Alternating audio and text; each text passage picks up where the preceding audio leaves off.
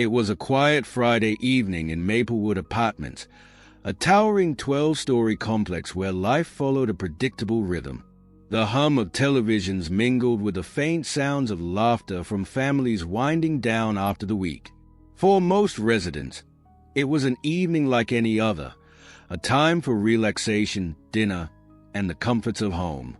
But for Amanda Carter and her 10-year-old son Danny, it would become a night they would never forget. A harrowing lesson in the importance of fire safety and escape planning. Amanda Carter, a dedicated single mother, sat cross-legged on the living room floor of apartment 8C. She was helping her son Danny glue the final pieces of his school diorama together. The air smelled faintly of glue and the lasagna warming in the oven, and the television played softly in the background. "Mom, do you think my teacher will like this?" Danny asked, his eyes wide with excitement. "She'll love it," Amanda replied, brushing a stray curl from his forehead. "Just like I love how hard you worked on it." Across the hall in apartment 8E, James Hargrove, a middle-aged office worker, was preparing his late dinner. James was known for being a bit careless, his apartment a reflection of his chaotic life. Stacks of newspapers, empty boxes, and random clutter crowded every corner of his home. The microwave, with its frayed cord and worn-out exterior, beeped as it heated his meal. A faint spark inside the microwave went unnoticed. James, distracted by a work email on his phone, barely registered the ominous crackling sound until smoke began curling from the appliance. His heart leaped. Acting on impulse, he yanked the microwave's door open. Flames surged out, catching the nearby papers on fire. Panic overtook him as he grabbed a glass of water and tossed it onto the fire, only to watch the flames grow taller and more aggressive. Coughing from the thickening smoke, James bolted out of his apartment, leaving the door wide open. The flames followed, licking the walls and spreading rapidly as smoke began to fill the hallway. At 8:45 p.m., the piercing wail of the fire alarm shattered the peace. Amanda's heart skipped a beat as she looked at Danny, who froze mid-sentence. "Mom, what's that?" he asked, his voice trembling.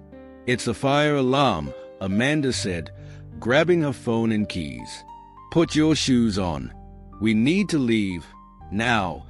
Danny scrambled to obey as Amanda opened their apartment door.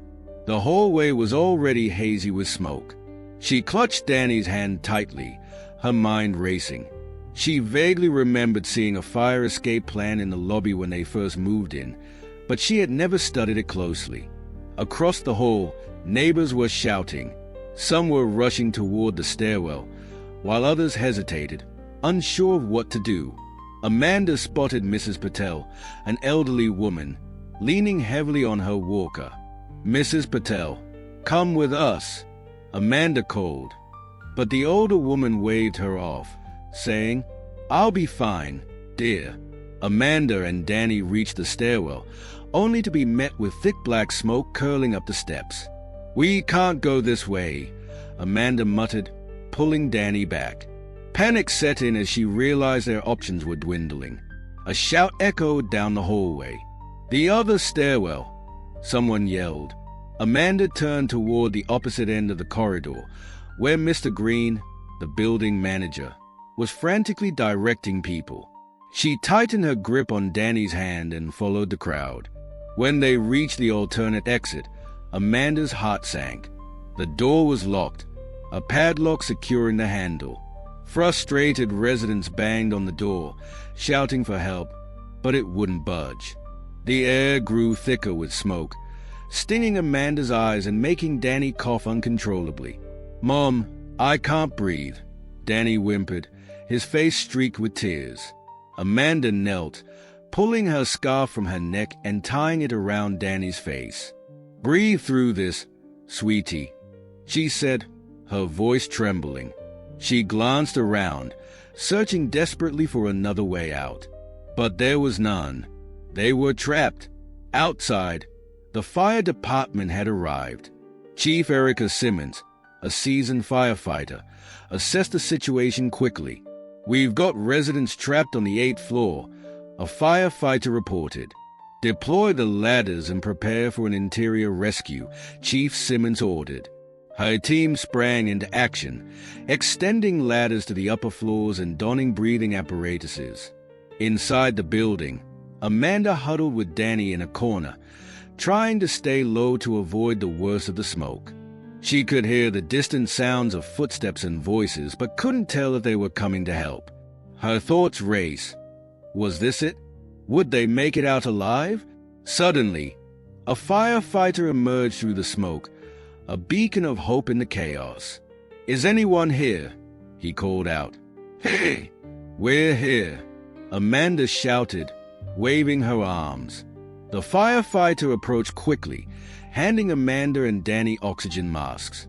"Stay close to me," he instructed, guiding them toward the nearest window. Danny clung to Amanda, his small hand clutching hers tightly. Moments later, they were safely outside, descending the ladder one careful step at a time. The cool night air hit Amanda's face, and she felt tears of relief streaming down her cheeks. Danny buried his face in her shoulder, too shaken to speak.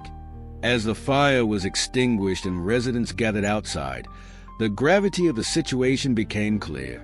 James, standing off to the side, looked visibly shaken. He avoided eye contact with his neighbors, guilt written all over his face. Chief Simmons addressed the crowd. "You're all incredibly lucky to be alive tonight," she began. "But this incident highlights serious issues. Fire safety is not optional. It's essential." She went on to explain the key takeaways.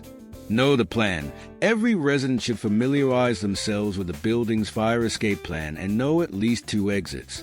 Keep exits clear. Blocked or locked exits can turn a manageable fire into a deadly trap. Report hazards. Frayed wires, clutter, and other fire risks should be reported immediately. Practice fire drills. Regular drills can save precious seconds in an emergency. Amanda listened intently, holding Danny close. She resolved to make changes, not just in her own life but within the community. The next day, she approached the building manager about organizing regular fire drills and improving the signage for escape routes. That evening, Amanda sat down with Danny to talk about fire safety. "Do you know what to do if you ever smell smoke again?" she asked gently. "Stay low, find the nearest exit, and call for help," Danny replied with a small smile. Amanda hugged him tightly. "That's my boy. We'll be ready next time. Every moment matters. Every choice counts. Stay informed, stay prepared, and most importantly, stay safe." Hit like if you learned something new, subscribe for more safety insights, and turn on notifications so you never miss a life-saving tip. This is Prime Shield, shielding lives, one story at a time.